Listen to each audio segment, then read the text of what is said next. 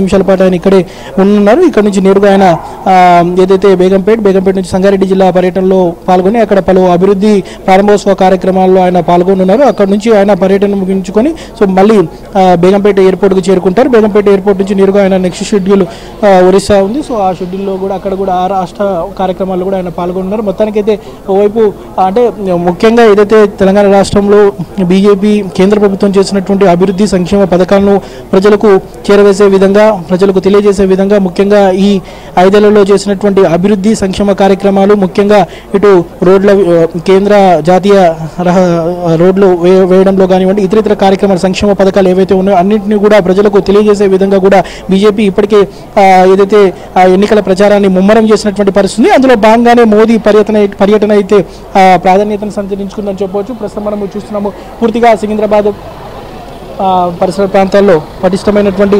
బందోబస్తును ఏర్పాటు చేశారు. ఇటు బేగంపేట నుంచి వచ్చేటటువంటి వెహికల్స్ కానివ్వండి రాజ్భవన్ నుంచి వచ్చేటటువంటి వెహికల్స్ ఇటు ట్యాంక్ బండ్ నుంచి వచ్చేటటువంటి వెహికల్స్ని కూడా పూర్తిగా డైవర్ట్ చేసినటువంటి సిచ్యువేషన్ అయితే మనకు కనిపిస్తుంది. మొత్తం ఏదైతే ఈరోజు జరిగేటటువంటి అభివృద్ధి సంక్షేమ కార్యక్రమాలకు మోదీ శంకుస్థాపన చేయనున్నారు. సో అక్కడే బహిరంగ సభను ఉద్దేశించి ప్రసంగిస్తారు. దాదాపు 718 కోట్లతో అక్కడ ఏదైతే సంగారెడ్డిలో వివిధ కార్యక్రమాలకు శంకుస్థాపన దాంతోపాటు ప్రారంభోత్సవాలు కూడా చేయనున్నారు. సో తెలంగాణ పర్యటన అనంతరము మోదీ ఒడిశాకి తరలి వెళ్ళనున్నారు. తన పర్యటనలో భాగంగా ఏదైతే ఆయన ఉజ్జయిని మహంకాళి అమ్మవారిని దర్శించుకున్నారు. ప్రస్తుతము దాదాపు ఇక్కడ ఆయన 10 నుంచి 15 నిమిషాల పాటు అమ్మవారికి ప్రత్యేక పూజలు దాంతోపాటు పట్టు చీర ఇతర కానుకలను అమ్మవారికి సమర్పిస్తున్నారు. ప్రస్తుతం మనము ఏబిఎన్ స్క్రీన్లో కూడా చూస్తున్నాము. మోదీ పర్యటన ఈసారి పూర్తిగా దాదాపు 2 రోజులు జరుగుతున్నటువంటి పర్యటన అయితే పూర్తిగా ఎంతో ప్రాధాన్యత సంతరించుకుందని చెప్పొచ్చు. ఎందుకంటే ఎన్నికల వేళ పూర్తిగా మోదీ ఏదైతే కేంద్ర ప్రభుత్వం ముఖ్యంగా బీజేపీ సర్కార్ చేసినటువంటి తెలంగాణలో చేసినటువంటి అభివృద్ధి తెలంగాణకి ఇచ్చినటువంటి నిధులు ఇవన్నీ కూడా తెలియజేస్తూ ఇప్పటికే పెద్ద ఎత్తున కూడా తమ ప్రచారాన్ని ముమ్మరం చేస్తున్నటువంటి పరిస్థితులు అందులో భాగంగానే మనం ప్రస్తుతము చూస్తున్నాము. ఏదైతే ఏబిఎన్ స్క్రీన్లో అయితే మోదీ ప్రస్తుతం అయితే ఉజ్జయిని మహంకాళి అమ్మవారికి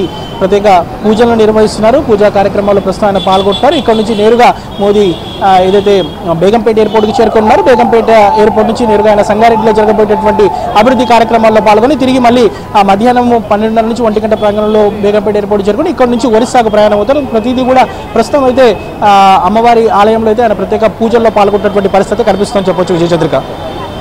రైట్, థ్యాంక్ యూ రుమాన్.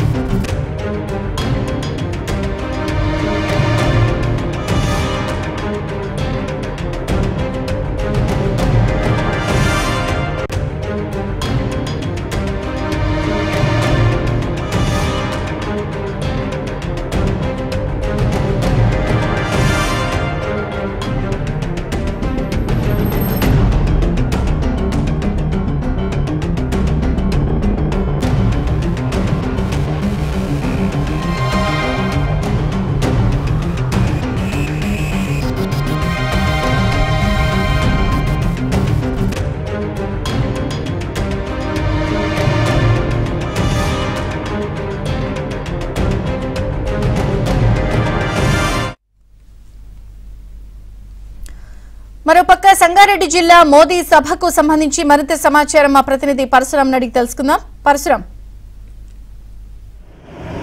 తెలంగాణలో ప్రధాని నరేంద్ర మోడీ పర్యటన 2వ రోజు కొనసాగుతోంది. 2వ రోజు సంగారెడ్డి జిల్లాలో ఆయన పర్యటన కొనసాగుతుంది. కాసేపట్లో సంగారెడ్డి జిల్లా పటాన్చెరు శివార్లోని పటేల్గూడకు ఆయన కొద్దిసేపట్లో రానున్నారు. ఇందుకు సంబంధించి ఏర్పాట్లన్నీ కూడా అటు అధికార యంత్రాంగం అదేవిధంగా బీజేపీ శ్రేణులు కూడా పూర్తి స్థాయిలో ఏర్పాట్లు పూర్తి చేయడం జరిగింది. ప్రస్తుతం మనం పటేల్గూడలోని నరేంద్ర మోడీ పాల్గొనబోయేటువంటి బహిరంగ సభా వేదిక వద్ద ఉన్నాం.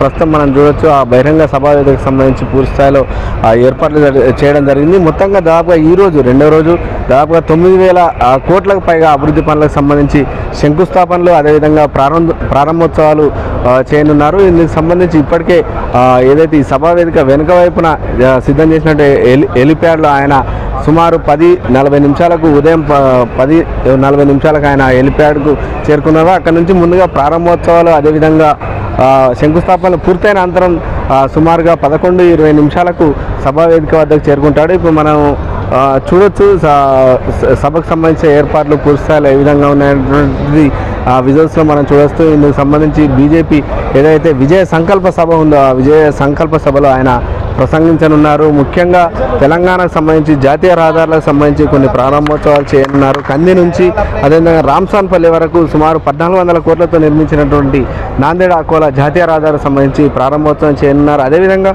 సంగారెడ్డి జిల్లా కేంద్రం నుంచి ఏదైతే మదీనాగూడ హైదరాబాద్ మదీనాగూడ వరకు నిర్మించబోయేటువంటి 6 lanes రోడ్డుకు సంబంధించి శంకుస్థాపన చేయనున్నారు.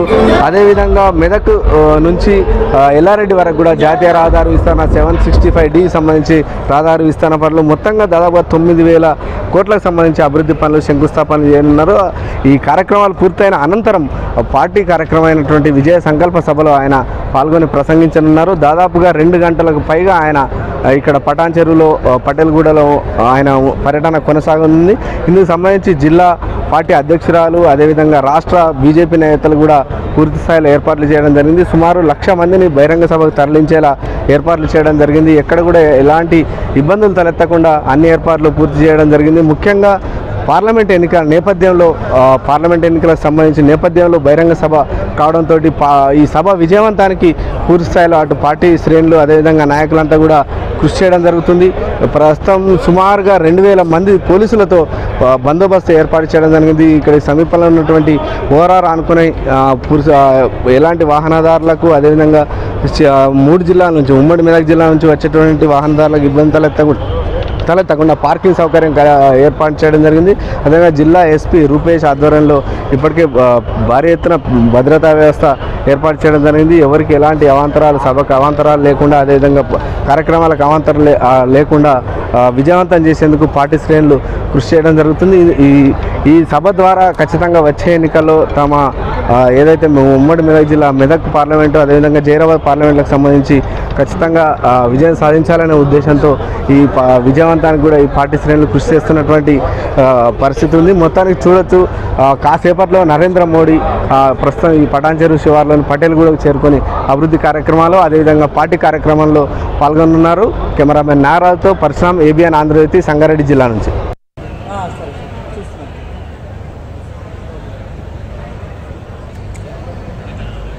మోదీ ఉజ్జయిని అమ్మవారి ఆలయం